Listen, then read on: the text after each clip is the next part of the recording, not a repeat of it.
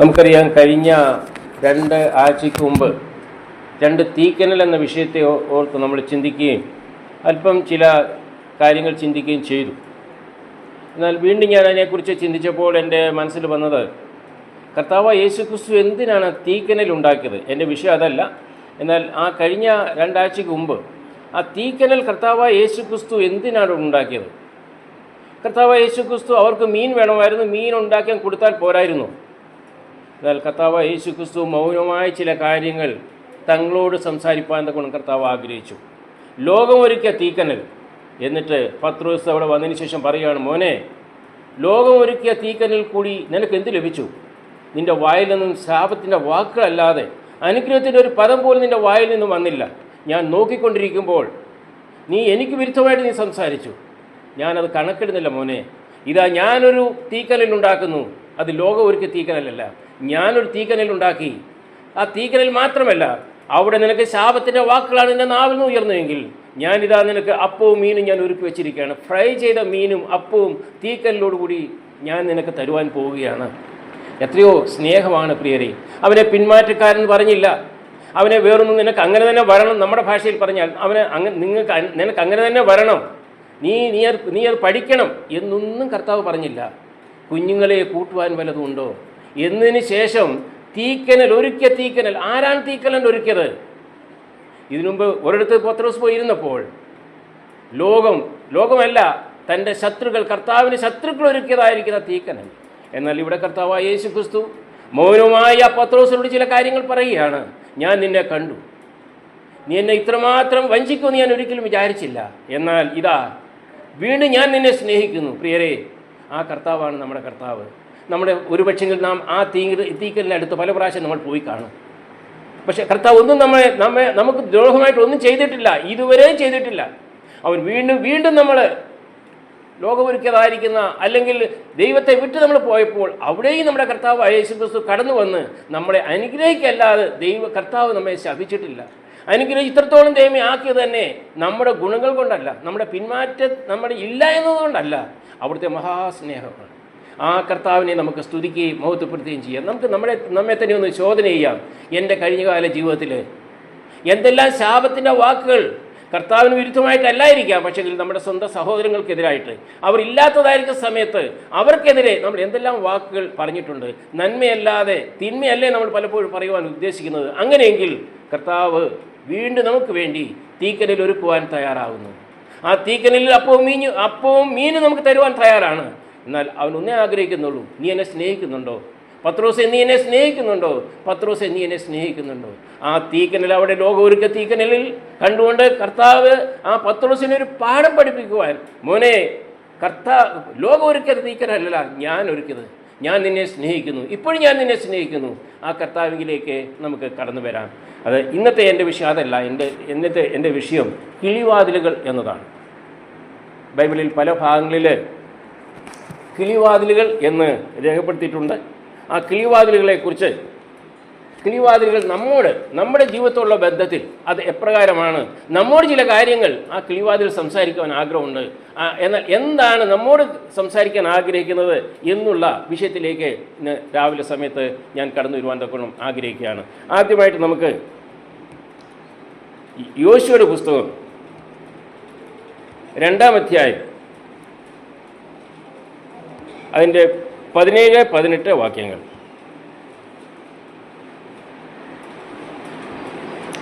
യോശുവ 2-ാം അധ്യായം അതിൻ്റെ 17-18.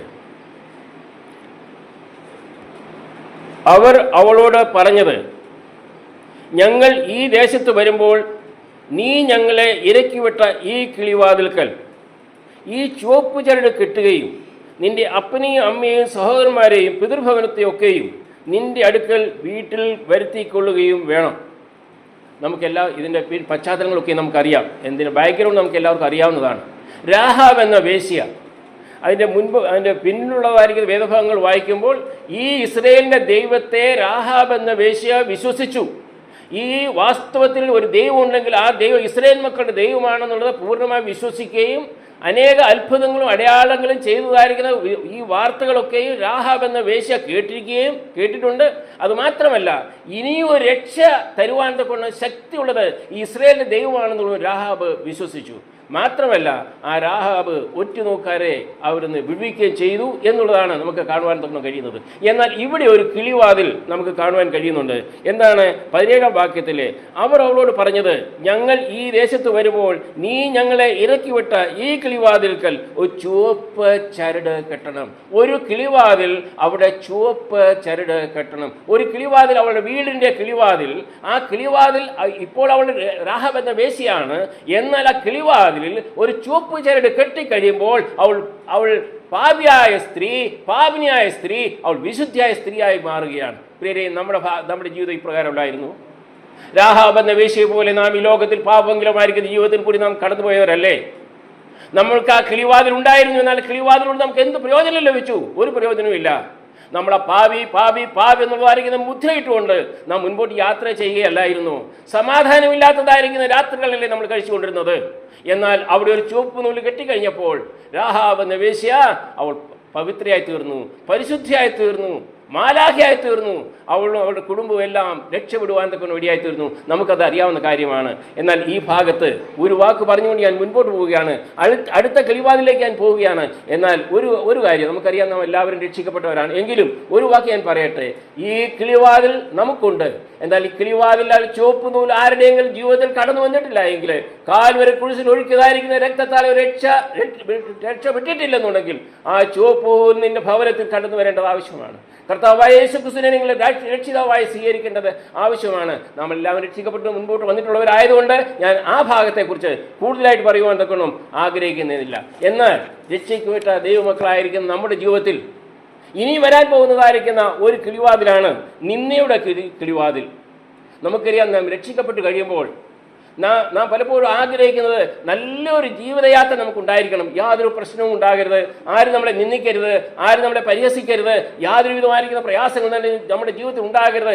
ഈ വിധത്തിലുള്ളതായിരിക്കുന്ന ഒരു ചിന്തയാണ് നമ്മുടെ ജീവിതത്തിൽ പലപ്പോഴും ഉള്ളത്. കഷ്ടതയില്ലാത്തതായിരിക്കുന്ന, രോഗമില്ലാത്തതായിരിക്കുന്ന, പ്രശ്നങ്ങളൊന്നും ഇല്ലാത്തതായിരിക്കുന്ന ഒരു നല്ലൊരു ജീവിതം പലപ്പോഴും നമ്മൾ ആഗ്രഹിച്ചു പോകാറുണ്ട്. എന്നാൽ ഇവിടെ നിന്നയുടെ കിളിവാതിൽ 2 ശമൂവേലിലേക്ക് നമുക്ക് കടന്നു വരാം. 2 ശമൂവേൽ 6:16.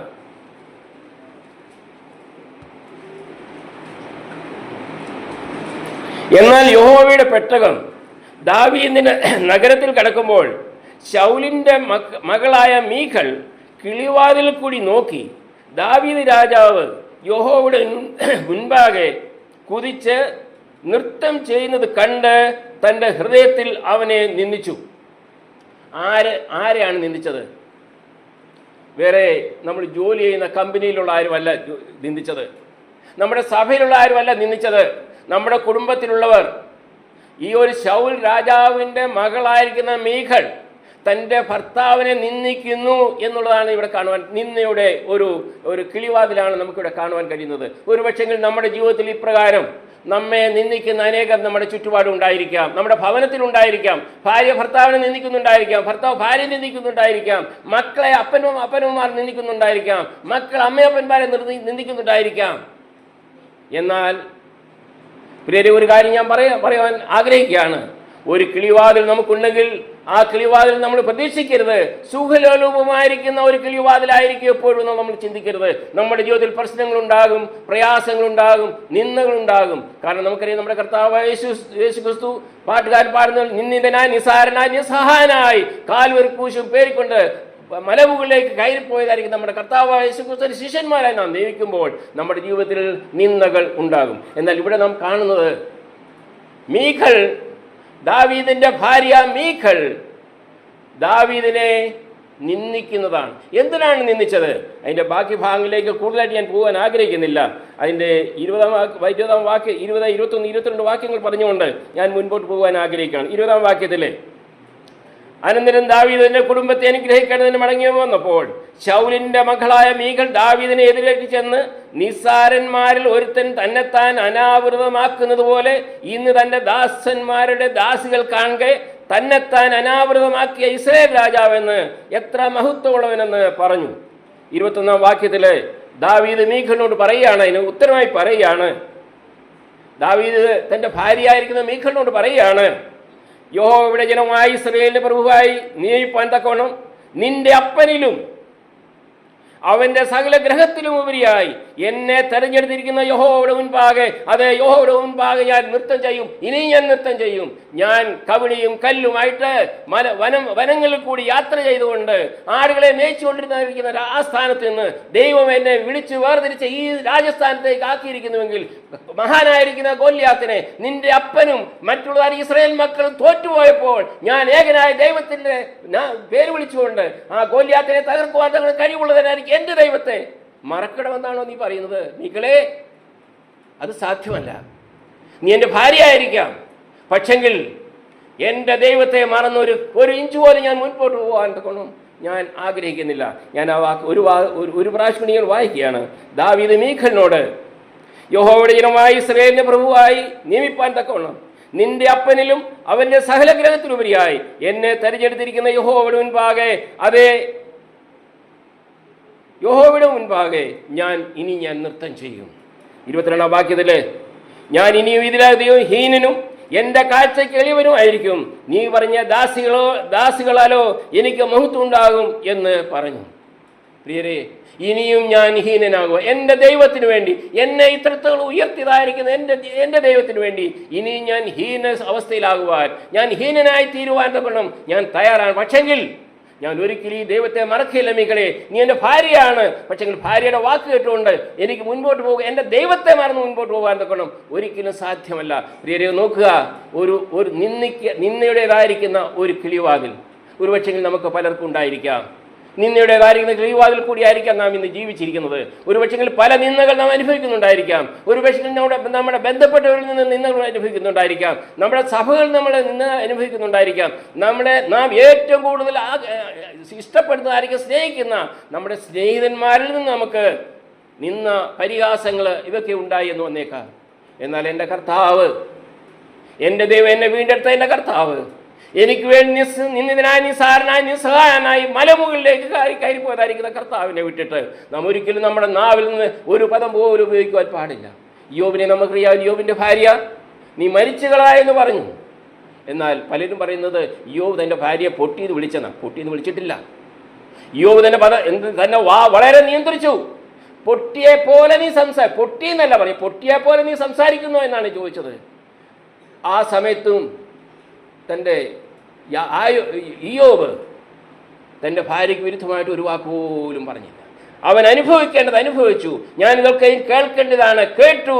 എൻ്റെ കർത്താവിന് വേണ്ടി എന്നെ സ്നേഹിച്ച് എന്നെ ഇതുവരെ വഴി നടത്തിയ എൻ്റെ ദൈവത്തെ മറന്ന് ഞാൻ ഒരു വാക്ക് പോലും പറയില്ല എന്ന് ആ ഇയ്യോബ് തീരുമാനമെടുത്തു. നമ്മുടെ ജീവിതത്തിൽ ഞാൻ ഒരു കാര്യം പറയുവാൻ ആഗ്രഹിക്കുകയാണ്. നിന്നയുടേതായിരിക്കുന്ന കിളിവാതിലുകൾ നമ്മുടെ ജീവിതത്തിൽ ഉണ്ടാകും, യാതൊരു സംശയമില്ല. അറിയാത്ത കാര്യങ്ങൾ പറഞ്ഞ് നമ്മളെ ചിലപ്പോൾ തെറ്റിച്ചെന്ന് വന്നേക്കാം. നമ്മെ വിശ്വാസത്തിൽ നിന്നും വീഴ്ത്തുവാൻ തക്കോണം സാത്താൻ വളരെ ശ്രമിക്കും. എന്നാൽ പ്രിയരെ, പ്രാർത്ഥനയാൽ നമുക്ക് ദൈവത്തിൻ്റെ അടുത്തേക്ക് പോകുവാൻ തക്കണം കഴിയും. ഒരിക്കലും നമ്മെ ആ വിധ വാക്കുകളാൽ നാം ഒരിക്കലും ദൈവത്തെ അകന്നു പോകുവാൻ തക്കണം. നിന്ദിക്കപ്പെട്ട നിന്ദയുടേതായിരിക്കുന്ന കിളിവാദികൾ നമ്മുടെ ഏവരുടെയും ജീവിതത്തിൽ ഉണ്ടാകാം. ഇന്നല്ലെങ്കിൽ നാളെ ഉണ്ടാകും, ഇതുവരെ ഉണ്ടായിട്ടില്ല എങ്കിൽ.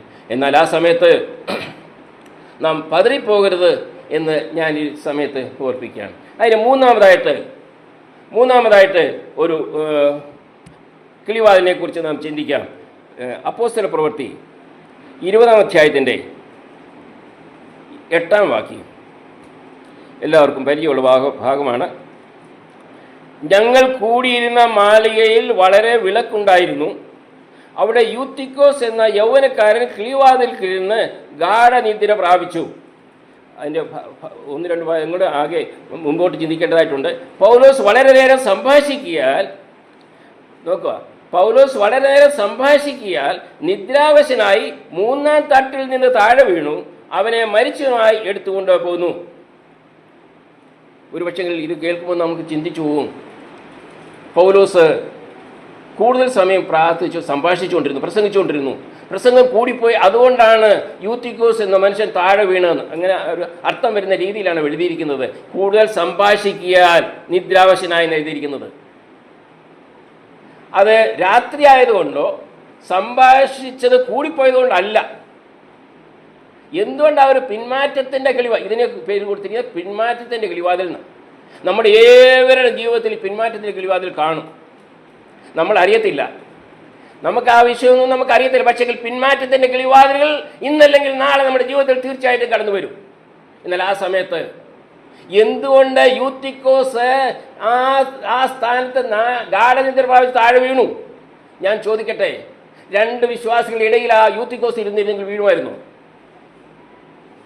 രണ്ട് വിശ്വാസികളുടെ മധ്യത്തിൽ ആ യൂത്തിക്കോസ് ഇരുന്നുവെങ്കിൽ യൂത്തിക്കോസ് വീഴുമോ? സംഭാഷണം 3 മണിക്കൂറല്ല 10 മണിക്കൂർ നീട്ടിക്കോട്ടെ, രണ്ടുപേരുണ്ടെന്നുണ്ടെങ്കിൽ അതിന് മധ്യത്തിൽ ഇരുന്ന് കഴിഞ്ഞാൽ വീഴത്തില്ല. എന്തുകൊണ്ട് വീണു? സൈഡിലിരുന്നു. നമുക്കറിയാം, ചില അസംബ്ലി ഹാളൊക്കെ ഉണ്ട്, റോഡ് സൈഡിലാണ് അസംബ്ലി ഹാള്. അപ്പം ആൾക്കാർ വരാന്തയിൽ ഇരിക്കാൻ നോക്കും, അല്ലെങ്കിൽ ജനലിനടുത്തിരിക്കാൻ നോക്കും. കാരണം എന്തെങ്കിലും ബസ് പോകുകയോ ആൾക്കാർ പോകുകയോ ഒരു ആറനടിക്കുകയോ ചെയ്ത് കഴിഞ്ഞാൽ ഉടനെ അങ്ങോട്ട് നോക്കും ഇങ്ങോട്ട് എന്ന് പറഞ്ഞാൽ ദൈവവും വേണം ലോകവും വേണം, രണ്ടും കൂടെ ഇരിക്കത്ത രീതിയിൽ അവർ ആ സീറ്റേ സെലക്ട് ചെയ്യത്തുള്ളൂ. നമ്മുടെ ഇവിടെ ഒന്നും അങ്ങനെ ഇല്ല. എന്നാൽ വലിയ വലിയ റോഡുകളുടെ സൈഡിലുള്ള അസംബ്ലി ഹാളിൽ അവർ സൈഡിലിരിക്കാൻ നോക്കും. കാരണം അവർക്ക് എന്താ പ്രസംഗിക്കുന്നത് എന്നുള്ളത് കേൾക്കുവാൻ തരമുള്ളതല്ല അവരുടെ ഉദ്ദേശം. അവർക്ക് മറ്റുള്ളവരെ ഇത് ചെയ്യാൻ വേണ്ടി എനിക്ക് ദൈവമകനാണ്, ദൈവപൈതലാണ്, ഞാൻ ആരാധനയ്ക്ക് വന്നു എന്നുള്ളത് ബോധ്യപ്പെടുത്തത്തക്ക രീതിയിൽ അകത്തിരിക്കും. എന്നാൽ ശ്രദ്ധ പലപ്പോഴും പുറത്തായിരിക്കും. ഈ യൂത്തിക്കോസ് അങ്ങനെയുള്ളവനായിരുന്നു. യൂത്തിക്കോസിന്റെ ജീവിതത്തിൽ ഈ പിന്മാറ്റത്തിന്റെ അവസ്ഥയിൽ താഴെ വീഴുവാൻ തക്ക, ഗാഠനിദ്ര വരുവാൻ തക്കോണം, തലയാട്ടുവാൻ തക്കോണം കാരണമായി തീർന്നത് ലോകവും വിശ്വാസവും, ലോകവും ദൈവവും രണ്ടും തൻ്റെ ജീവിതത്തിൽ ഉണ്ടായിരുന്നത് കൊണ്ടാണ്. പ്രിയരെ, ഞാൻ ഇന്ന് ചോദിക്കട്ടെ, നമ്മുടെ ജീവിതത്തിൽ ലോകമുണ്ടോ? ലോകം വേണ്ട, എനിക്കൊന്നും വേണ്ട എന്ന് നമ്മൾ പാട്ട് പാടാറുണ്ട്. പക്ഷെങ്കിൽ ലോകം നമ്മുടെ ജീവിതത്തിൽ അല്പമെങ്കിലും കയറിയിട്ടുണ്ടെങ്കിൽ, ലോകം അല്പം കയറിയാൽ മതി നമ്മെ താഴെ വീഴ്ത്താൻ. നമുക്ക് ഏറ്റവും വലിയൊരു ബലൂൺ എത്രയും വേണം അത് ഇതാകാനായിട്ട്? ഒരു മുട്ട സ്വിച്ച് കുത്തിയാൽ പോരെ, ചെറിയൊരു ദ്വാരം മതി, ഇതായിപ്പോവും എന്ന് പറഞ്ഞതുപോലെ നമ്മുടെ ജീവിതത്തിൽ നമുക്ക് അല്പം ലോകം നമ്മുടെ അകത്ത് കയറി കഴിഞ്ഞാൽ പിന്നെ നമുക്ക് ലോകവും ദൈവവുമായിട്ട് നാം ദൈവസന്നിധിയിൽ വീണുപോകാൻ സാധ്യതയുണ്ട്. സാധ്യതയുണ്ട്. അതുകൊണ്ട് നമ്മളോട് പറയുന്നത്, ഒരിക്കലും ലോകവും ദൈവവും നമ്മുടെ ജീവിതത്തിൽ ഏതെങ്കിലും ഒന്ന്. നമുക്കറിയാം, ഒരു വീട്ടിൽ ഒരു എലി ചത്ത് കിടന്നാൽ എന്ത് ചെയ്യും? അത് കോണിലാക്കി വെച്ചിട്ട് നമ്മൾ കിടന്നുറങ്ങാൻ പറ്റും? ആ റൂമിൽ പറ്റത്തില്ല. എന്ത് ചെയ്യണം? നമ്മൾ ആ എലിയെ നമ്മൾ വെളിയിലാക്കണം. വെളിയിലാക്കിയതിന് ശേഷം വേണമെന്നുണ്ടെങ്കിൽ നല്ല റൂം സ്പ്രേ വല്ല അടിച്ചതിന് ശേഷം നമുക്ക് അതിനകത്ത് കിടക്കാനൊക്കത്തുള്ളൂ. ഈ സാത്താൻ എന്ന എലി ഉണ്ടല്ലോ, അത് ചത്ത് നമ്മുടെ ഹൃദയത്തിൽ കിടക്കുകയും നാം ദൈവത്തെ ആരാധിക്കുകയും ചെയ്യുമ്പോൾ ഒരിക്കലും ദൈവത്തിന് നമ്മുടെ ജീവിതത്തിൻ്റെ എല്ലാ റൂമുകളിലും കടന്നു വന്ന് സൂര്യവിഹാരം ചെയ്യുവാൻ തക്കോണം, എല്ലാ റൂമിലും കടന്നു വരുവാൻ തക്കോണം ദൈവത്തിന് സാധിക്കുകയില്ല.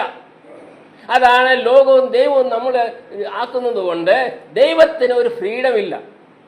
നമുക്കതൊരു വീട്ടിൽ ചെന്ന് കഴിഞ്ഞാൽ നമ്മൾ നേരെ ഒന്ന് കിച്ചണിൽ പോകുമോ? ഇല്ല. ബെഡ്റൂമിൽ പോകുമോ? ആരെങ്കിലും? ഇല്ല. അവിടെ ആൾക്കാർ പോകും. നമ്മളെവിടെ ഇരിക്കുന്നത്? നമുക്കൊരു സ്ഥാനമുണ്ട്. എവിടാ? ഫ്രണ്ട് റൂമിൽ നമുക്ക് സ്ഥാനമുണ്ട് എന്ന് പറഞ്ഞതുപോലെ നമ്മുടെ ഹൃദയ അന്തർഭാഗത്ത് നമുക്ക് ആർക്കാണ് സ്ഥാനം കൊടുക്കേണ്ടത്?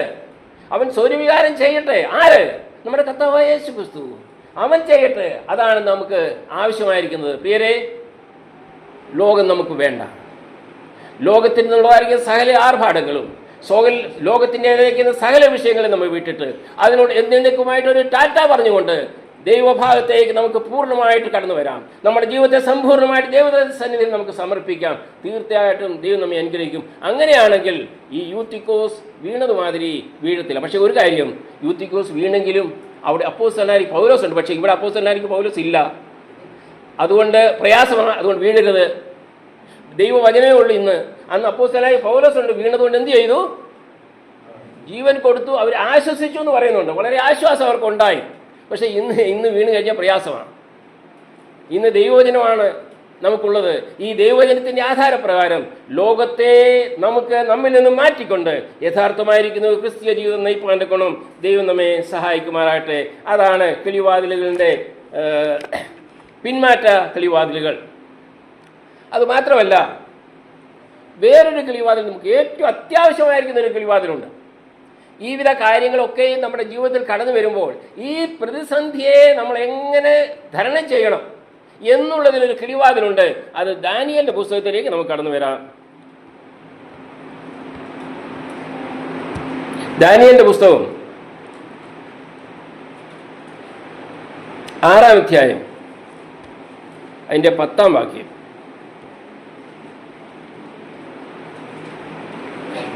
എന്നാൽ രേഖ എഴുതിയിരിക്കുന്നു എന്ന് ദാനിയേൽ അറിഞ്ഞപ്പോൾ, നോക്കുക, എന്നാൽ രേഖ എഴുതിയിരിക്കുന്നു എന്ന് ദാനിയേൽ അറിഞ്ഞപ്പോൾ അവൻ വീട്ടിൽ ചെന്നു എന്ന് പറഞ്ഞാൽ, അവൻ വീട്ടിൽ ചെന്നു എന്ന് പറഞ്ഞാൽ എനിക്ക് ഒരു പ്രാവശ്യം കൂടി പ്രാർത്ഥിക്കാൻ എനിക്ക് ആയുസ് കിട്ടുകയാണെങ്കിൽ ഞാൻ എന്ത് ചെയ്യും? ഞാൻ പ്രാർത്ഥിക്കും. കാരണം അവനറിയാം ഇനി ചില നിമിഷങ്ങൾ മാത്രമേ ഉള്ളൂ. ഞാൻ രാജാവിൻ്റെ ആ ആജ്ഞ ഞാൻ തിരസ്കരിച്ചിരിക്കുകയാണ്. ഇനി എനിക്ക് കിട്ടുന്നത് വലിയൊരു ശിക്ഷയാണ്. ഞാൻ ഈ ലോകത്തിൽ ഇനി കാണുകയില്ല. പക്ഷെങ്കിൽ എനിക്കിനി ഒരു ആയുസ്, അല്പസമയം കൂടെ എനിക്ക് തരുന്നുവെങ്കിൽ ഞാൻ എൻ്റെ ഭവനത്തിൽ പോകും. അവിടെ ഒരു കിളിവാതിലുണ്ട്. എന്താണ് ഇവിടെ പറയുന്നത്? അവൻ്റെ മാളിക മുറിയുടെ കിളിവാതിൽ യെരൂശലേമിന് നേരെ തുറന്നിരിക്കുന്നു. താൻ മുൻപേ ചെയ്തു വന്നതുപോലെ ദിവസം 3 പ്രാവശ്യം മുട്ടുകുത്തി തൻ്റെ ദൈവത്തിൻ്റെ സന്നിധിയിൽ പ്രാർത്ഥിച്ച് സ്തോത്രം ചെയ്തു. എന്തിനു വേണ്ടിയാണ് സ്തോത്രം ചെയ്തത്? അതും ദൈവത്തിൻ്റെ സ്തോത്രമാണ്. നന്ദി കർത്താവേ, നിനക്ക് സ്തോത്രം. എന്തിന്? എന്നെ കൊല്ലുവാൻ പോവുകയാണ്, വിധി വന്നിരിക്കുകയാണ് രാജാവിൻ്റെ. ഇനി അധികം സമയമില്ല. എനിക്ക് എന്നാൽ ഒരാഗ്രഹമുണ്ട്. എൻ്റെ ഭവനത്തിൽ എനിക്ക് പോകണം. എനിക്ക് രാജമഹലിലെ ജീവിതമല്ല എനിക്ക് വേണ്ടത്. എൻ്റെ ഭവനം, എൻ്റെ റൂമിൽ ഒരു കിളിവാതിലുണ്ട്. യെരൂശലേമിലോട്ട് നോക്കി നിൽക്കുന്ന ഒരു കിളിവാതിൽ. യെരൂശലേമിൽ അവിടെ നിന്ന് 550 കിലോമീറ്റർ ദൂരമുണ്ട്, കാണാനൊന്നും പറ്റത്തില്ല. എങ്കിലും തൻ്റെ വിശ്വാസം യെരൂശലേമിനെ നോക്കിക്കൊണ്ട് ഞാൻ ഈ വിഷയത്തെ ഓർത്ത് ഞാൻ പ്രാർത്ഥിക്കും. എന്ന് പറഞ്ഞിട്ട് എന്താണ് പറയുന്നത്?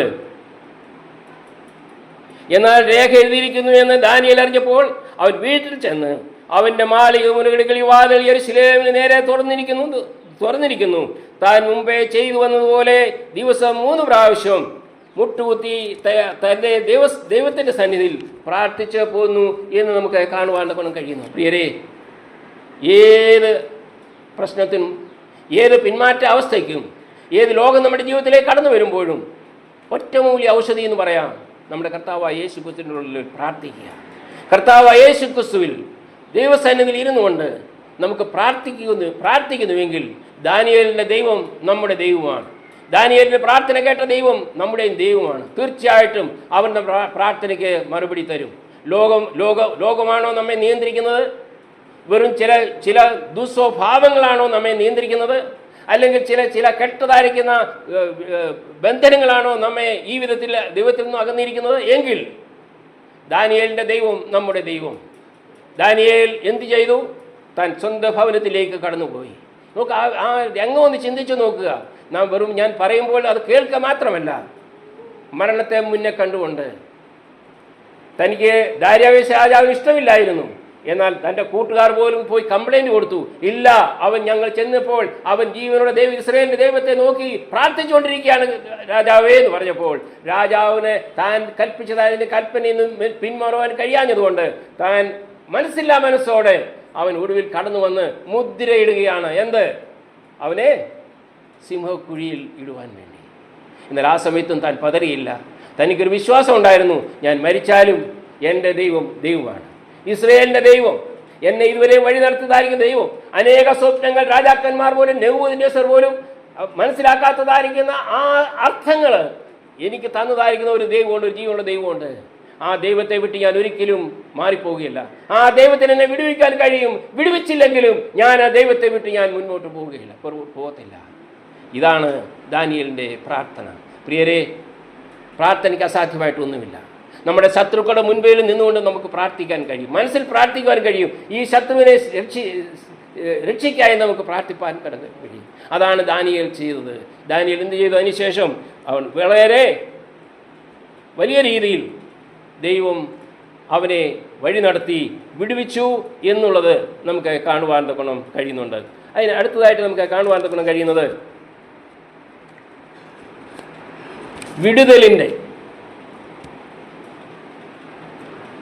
വിടുതലിൻ്റെ കിളിവാതിൽ. ഇത് പ്രാർത്ഥനയുടെ കിളിവാതിൽ. ഇനി ഞാൻ പറയാൻ പോകുന്നത് വിടുതലിൻ്റെ കിളിവാതിൽ. 1 ശമൂവേൽ 19-ാം അധ്യായത്തിൻ്റെ 12-ാം വാക്യം.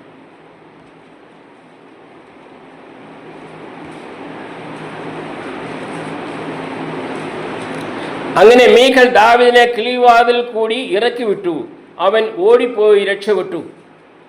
പക്ഷേ നമുക്ക് ചിലപ്പോൾ സംശയം തോന്നാം, ഈ മീഖലല്ലേ ദാവീദിനെ നിന്ദിച്ചത്? ഇപ്പോഴെങ്ങനെയാണ് ഈ മീഖൽ ദാവീദിനെ രക്ഷപ്പെടുത്തുവാൻ തക്കണം ഒരു കിളിവാതിൽ ഒരുക്കിയത്? ഒരു പക്ഷേ നമ്മുടെ ജീവിതത്തിൽ ഈ സംശയം ഉണ്ടാകാൻ സാധ്യതയുണ്ട്. ഞാൻ പറയട്ടെ പ്രിയരെ, 17-ാം അധ്യായത്തിൽ യുദ്ധം നടക്കുന്നു, ഗോലിയാത്തും ദാവീദും. 18-ാം അധ്യായത്തിൽ മീഖലിൻ്റെ വിവാഹം നടക്കുന്നു. 19-ാം അധ്യായത്തിൽ വിവാഹം കഴിഞ്ഞതിന് ശേഷം അവർ സന്തോഷമായിട്ട് മുൻപോട്ട് പോകുന്ന ഒരു കാലയളവാണ് 19-ാം അധ്യായം. 1 ശമൂവേൽ 19-ാം അധ്യായത്തിൽ മീഖൽ ദാവീദ് ഒന്നായിട്ട് മുൻപോട്ട് പോവുകയാണ്.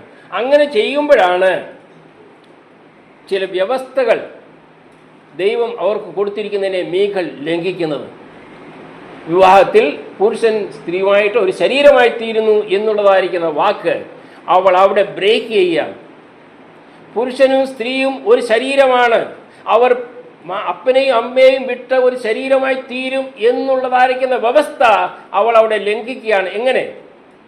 ദാവീദ് ശൗൽ 1000 കൊന്നു, ദാവീദ് 10,000 കൊന്നു എന്ന് പറഞ്ഞപ്പോൾ മീഖലിൻ്റെ അപ്പന് അതൊരു ജലസി തോന്നി, അസൂയ തോന്നി. ആ അപ്പനെ പ്രീതിപ്പെടുത്തുവാൻ വേണ്ടി മീഖൽ ശൗലിൻ്റെ വാക്കനുസരിച്ച് തൻ്റെ സ്വന്തം ഭർത്താവിനെ നിന്ദിക്കുന്നതാണ് നമ്മൾ ആദ്യം ചിന്തിച്ചത്, നിന്ദിയുടെ വാതിൽ. എന്നാൽ ഇത് അതിനു മുമ്പായിട്ട് വിവാഹം കഴിഞ്ഞ് 19-ാം അധ്യായത്തിലേക്ക് കടന്നു വരുമ്പോൾ അവൾ മീഖലിനെ രക്ഷപ്പെടുത്തുന്നതായിട്ടാണ് നമുക്ക് കാണുവാൻ കഴിയുന്നത്. ഒരു കുടുംബത്തിൽ രക്ഷയുടേതായിരിക്കുന്ന ഒരു കിളിവാതിലുണ്ട്, വിടുതലിൻ്റെതായിരിക്കുന്ന ഒരു കിളിവാതിലുണ്ട്. അത് നമുക്ക് ഇവിടെ കാണുവാൻ കഴിയുന്നുണ്ട്. 18-ലാണ് വിവാഹം നടന്നെങ്കിൽ 19-12 രക്ഷപ്പെടുത്തുന്നതായിരിക്കുന്ന ഒരു മീഖലിനെ നമുക്ക് കാണുവാൻ കഴിയുന്നു. പ്രിയരെ, നിന്ദയുടെ കിളിവാതിൽ മാത്രമല്ല, പിന്മാറ്റത്തിൻ്റെ കിളിവാതിലുകൾ മാത്രമല്ല, ഒരു വിടുതലിൻ്റെ കിളിവാതിൽ നമുക്ക് കാണുവാൻ കഴിയുന്നുണ്ട്. ഇത് നാം മനസ്സിലാക്കിയിരിക്കുന്നതായിരിക്കുന്ന ഒരു വസ്തുതയാണ്. അടുത്തതായിട്ട് നമുക്ക് മലാഖി 3:10 നമുക്ക് കടന്നു വരാം. വേറൊരു കിളിവാതിൽ, മലാഖി 3:10.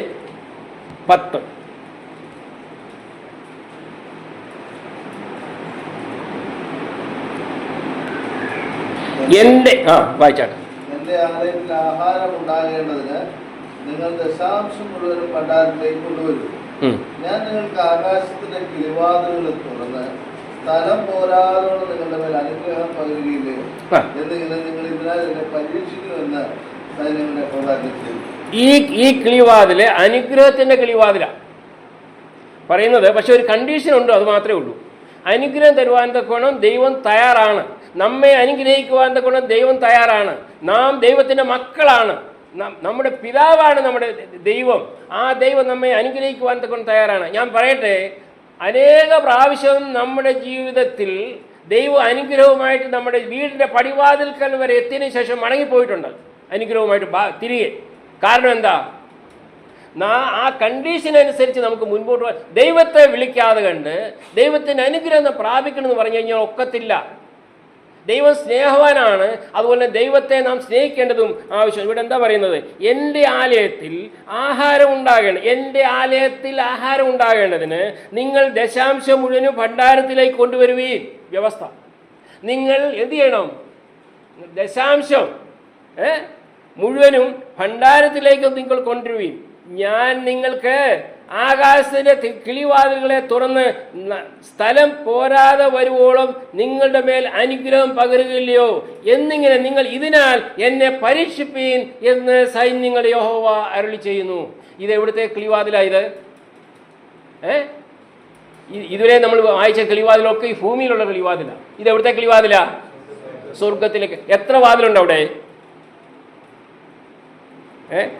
കിളിവാതിലുകൾ, Windows of heaven. ഒത്തിരി കിളിവാതിലുണ്ട് അവിടെ. എവിടെ? സ്വർഗത്തില്. നമ്മെ അനുഗ്രഹിപ്പാൻ കുറവുള്ള വാതിൽ ഒരു വാതിലൊന്നും അല്ല, ഒത്തിരി വാതിലുണ്ട്. നമുക്ക് രക്ഷയ്ക്ക് വേണ്ടി ഒരു വാതിലേ ഉള്ളൂ. എന്നാൽ അനുഗ്രഹത്തിന് വേണ്ടി, തൻ്റെ മക്കളെ അനുഗ്രഹിക്കുന്നതിന് വേണ്ടി വളരെയധികം കിളിവാതിലുണ്ട്. നിങ്ങൾ എന്നെ പരീക്ഷിച്ച് നോക്കാനാ പറയും. ഒന്ന് പരീക്ഷിച്ച് നോക്കാം നമുക്ക്. ആ ദശാംശന്റെ ഭണ്ഡാരത്തിലേക്ക് കൊണ്ടുവരിക. ഞാൻ നിങ്ങളെ അതേ അനുഗ്രഹിക്കില്ലയോ എന്ന് നിങ്ങളൊന്ന് തിരിഞ്ഞു നോക്ക്. ഞാൻ നിന്റെ കിളിവാതിലുകളെ ഞാൻ തുറക്കുവാൻ പോവുകയാണ്. ഞാൻ നിന്റെ കിളിവാതിലുകളെ തുറക്കും. പ്രിയരെ, അനുഗ്രഹത്തിൻ്റെ ഒരു കിളിവാതിൽ. ഇത് നമുക്ക് അനുഗ്രഹം പ്രാപിക്കുന്നില്ലെങ്കിൽ, നമ്മളൊരു ശോചനീയമായിരിക്കുന്ന അവസ്ഥയിലൂടെയാണ് നാം ഇന്ന് കടന്നു പോകുന്നതെങ്കിൽ, നാം ചിന്തിക്കുക, എവിടെയോ ഒരു പ്രശ്നം നമ്മുടെ ജീവിതത്തിൽ ഉണ്ടായിട്ടുണ്ട്. എന്തെയോ പാകപ്പിഴകൾ നമ്മുടെ ജീവിതത്തിൽ സംഭവിച്ചിട്ടുണ്ട്. അതുകൊണ്ടാണ് ദൈവത്തിൻ്റെ അനുഗ്രഹം നമുക്ക് പ്രാപിപ്പാൻ തക്കോളം കഴിയാതെ വരുന്നത്. പിന്നെ ഒന്ന് രണ്ട് പദങ്ങളോട് വായിച്ചതിന് ശേഷം ഞാൻ എൻ്റെ വാക്കുകൾക്ക് ഞാൻ വിരാമം കുറിക്കുവാൻ തക്കോളം ഞാൻ ആഗ്രഹിക്കുകയാണ്. ഉൽപ്പത്തി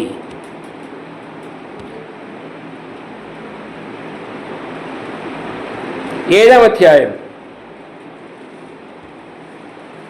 16-ാം വാക്യം. ദൈവം അവനോട് കൽപ്പിച്ചതുപോലെ അകത്ത് കടന്നവർ സർവ്വജഡത്തിൽ നിന്നും ആണും പെണ്ണുമായി കടന്നു. യഹോവ വാതിലടച്ചു. ആർക്കു വേണ്ടി വാതിലടച്ചു? പെട്ടകത്തിൽ കയ്യിലായിരിക്കുന്ന നോഹയും കുടുംബത്തിനു വേണ്ടി, അവരുടെ സുരക്ഷിതത്വം, പ്രൊട്ടക്ഷൻ, സെക്യൂരിറ്റിക്ക് വേണ്ടി സുരക്ഷിതത്തിന്റെ വാതിൽ, ആ വാതിൽ അടച്ചു. അതിനുശേഷം 8-ാം അധ്യായത്തിന്റെ 6-ാം വാക്യത്തിൽ എന്താണ് നാം കാണുന്നത്? 40 ദിവസം കഴിഞ്ഞ ശേഷം നോഹ താൻ പെട്ടകത്തിന് ഉണ്ടാക്കിയിരുന്ന കിളിവാതിൽ തുറന്നു. സമ്പൂർണമായിരിക്കുന്ന ഒരു പ്രൊട്ടക്ഷൻ, സുരക്ഷിതത്വം. കാരണം നാം ദൈവത്തിന്റെ കരങ്ങളിലാണ്. ആർക്കും ഈ കരങ്ങളിലായിരിക്കുന്ന നമ്മെ തട്ടിയെടുത്തുകൊണ്ട് പോവുക സാധ്യമല്ല. നാം നമ്മുടെ കർത്താവിന്റെ കരങ്ങളിലാണെന്നുണ്ടെങ്കിൽ ഒരിക്കലും ഈ കരത്തിൽ നിന്നും ആർക്കും നമ്മെ എടുത്ത് കളയുവാൻ തക്കണം കഴിയുകയില്ല. നോഹയുടെ പെട്ടകത്തിന്റെ വാതിൽ തുറന്നു, അതിനുശേഷം വാതിൽ അടച്ചു, അതിനുശേഷം വാതിൽ തുറന്നു. നമ്മുടെ സുരക്ഷിതത്വം വലുവിനായിരിക്കുന്ന ദൈവം ഏറ്റെടുത്തിരിക്കുകയാണ്. നിങ്ങൾ സുരക്ഷിതരാണ്. നിങ്ങൾ സെക്യൂരിറ്റി തന്നിരിക്കുകയാണ്. ഈ വലിയ സുരക്ഷിതത്തിൻ്റെതായിരിക്കുന്ന ഒരു വാതിൽ നമുക്ക് ബൈബിളിൽ കാണുവാൻ കൊണ്ട് കഴിയുന്നുണ്ട്. സുരക്ഷിതത്തിൻ്റെ വാതിൽ. അതിന് അവസാനമായിട്ട് ഒരു വാതിൽ കൂടി നാം ചിന്തിച്ചുകൊണ്ട് എൻ്റെ വാക്കുകൾ ഞാൻ വിരമിക്കുവാൻ കൊണ്ട് ഞാൻ ആഗ്രഹിക്കുകയാണ്. അതേ ഉൽപ്പത്തി പുസ്തകം 7-ാം അധ്യായം അതിൻ്റെ 11-ാം വാക്യം.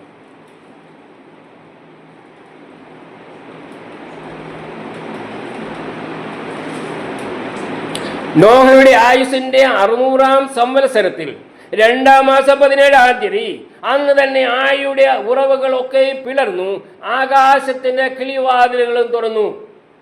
എന്തിനായി തുറന്നത്? ആകാശത്തിന്റെ കിളിവാതിലുകൾ തുറക്കുവാൻ കാരണം എന്ത്? ന്യായവിധിക്ക് വേണ്ടി. ആരെ ന്യായവിധിക്കുവാൻ? നോഹ ഒഴിച്ചിട്ടുള്ള മാനവജാതി മുഴുവനും ദൈവത്തിൽ വിശ്വസിക്കാതിരുന്നത് കൊണ്ട് അവരെ ന്യായവിധിക്കുവാൻ വേണ്ടി ഇതാ ഈ ന്യായവിധി എവിടുന്നാണ് വന്നിരിക്കുന്നത്? ആകാശത്ത് നിന്നോ? ആകാശത്തിന്, അതിന്റെ ഹിന്ദി കൊടുത്തിരിക്കുന്നത് ഹെവൻസ് ആണ് കൊടുത്തിരിക്കുന്നത്. ആകാശം എന്ന് പറഞ്ഞാൽ സ്വർഗം തന്നെ. സ്വർഗത്തിന്റെ കിളിവാതിലുകൾ തുറന്നു. ദൈവത്തിൽ വിശ്വസിക്കാത്തവർക്ക്, ദൈവത്തിൽ നിന്ന് അകന്നുപോയവർക്ക് ന്യായവിധി അയക്കുവാൻ വേണ്ടി വലുവിനായിരിക്കുന്ന ദൈവം സ്വർഗത്തിന്റെ കിളിവാതിൽ തുറന്നിരിക്കും. അപ്പൊ സ്വർഗത്തിൽ എത്ര കിളിവാതിൽ? ന്യായവിധിയുടെ ഉണ്ട്, അതുപോലെ തന്നെ അനുഗ്രഹത്തിൻ്റെ ഉണ്ട്. പ്രിയരെ, നമുക്ക് ന്യായവിധിയുടെ നമുക്ക് അനുഭവിക്കേണ്ട ആവശ്യമില്ല. ആ ഒരു കിളിവാതിൽ നമുക്ക് വേണ്ടി തുറക്കത്തില്ല. എന്നാൽ ഒരു കാര്യം, നമ്മൾ ക്രിസ്തുവിൻ്റെ ന്യായാസനത്തിന് മുൻപാകെ നമ്മൾ നിൽക്കുമ്പോൾ അവിടെ ശിക്ഷയല്ലെങ്കിൽ തന്നെയും നാം ലജ്ജിതരായി തീരാൻ ഇടയാകരുത്. നാം ഒരുപക്ഷെങ്കിൽ നമ്മുടെ ഈ ലോകത്തിലുള്ളതായിരിക്കുന്ന നമ്മുടെ വിശ്വാസവും നമ്മുടെ എല്ലാ കാര്യങ്ങളും കണ്ടുകൊണ്ട് നാം ഒരുപക്ഷെങ്കിൽ ഗർവമെടുക്കുന്നുണ്ടായിരിക്കാം. എനിക്ക് നല്ല പ്രതിഫലമൊക്കെ കിട്ടുമെന്ന്. എന്നാൽ അവിടെ ചെന്നതിന് ശേഷം ഈ ക്രിസ്തുവിൻ്റെ ന്യായാസനത്തിന് മുൻപാകെ നിൽക്കുമ്പോൾ നാം ഒരിക്കലും ലജ്ജിതരായി തീരുവാൻ ഒരിക്കലും ഇടയാക്കരുത്. ഈ ഏഴ് കിളിവാതിലുകളെ കുറിച്ച് നാം ചിന്തിച്ചു. 1, രക്ഷയുടെ കിളിവാതിൽ. 2, നിന്ദയുടെ കിളിവാതിൽ. 3, പിന്മാറ്റത്തിൻ്റെ കിളിവാതിൽ. 4, പ്രാർത്ഥനയുടെ കിളിവാതിൽ. 5, വിടുതലിൻ്റെ കിളിവാതിൽ. 6, അനുഗ്രഹത്തിൻ്റെ കിളിവാതിൽ. അതുപോലെ തന്നെ 7, ന്യായവിധിയുടെ കിളിവാതിൽ. അത് യെശയ്യാ പ്രവചനം 24 അധ്യായത്തിൻ്റെ 18 വാക്യത്തിലും അത് നമുക്ക് കാണുവാൻ തക്കണം കഴിയുന്നുണ്ട്. ദൈവം ഈ വാക്കുകൾ മുഖാന്തരം ദൈവം നമ്മെ ഓരോരുത്തരെയും സഹായിക്കട്ടെ. നാം ഏത് ഭാഗത്തായിരിക്കുന്നു, നമ്മുടെ കിളിവാതികൾ നമുക്ക് ചിന്തിച്ചു നോക്കുക, ഏത് സ്ഥാനത്ത് നാം ആയിരിക്കുന്നു എന്നുള്ളത്. അതിൽ നിന്നൊരു റിട്ടേൺ, ഒരു മടങ്ങി വരെ നമുക്ക് ആവശ്യമാണെങ്കിൽ മടങ്ങി വരിക. പ്രാർത്ഥനയ്ക്ക് അസാധ്യമായിട്ട് ഒന്നുമില്ല. ദാനിയേലിൻ്റെ ദൈവം നമ്മുടെ ദൈവമാണ്. തീർച്ചയായിട്ടും അവൻ നമ്മെ തീർച്ചയായിട്ടും സഹായിക്കും. നോഹ പെട്ടകത്തിൽ കയറുമ്പോൾ ഒരു വാതിലേ ഉണ്ടായിരുന്നുള്ളൂ. ആ പെട്ടകം അടച്ചു. അതിനുശേഷം തക്ക സമയത്ത് ദൈവം നോഹയെ ഓർമ്മ വന്നു.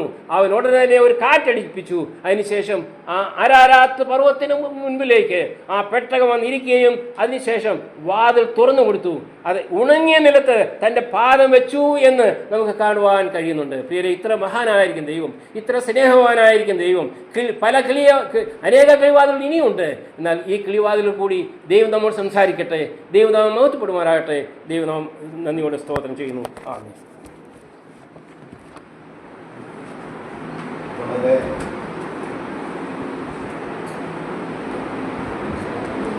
വളരെ അനുഗ്രഹിക്കപ്പെട്ട ആലോചനകൾ നമ്മൾ കേട്ടുകൊണ്ടിരിക്കുകയായിരുന്നല്ലോ. തീർച്ചയായും ഓരോ വാക്കുകളും അനുഗ്രഹിക്കപ്പെട്ട ചിന്തകളാണ് നമ്മൾ കേട്ടത്. ദൈവം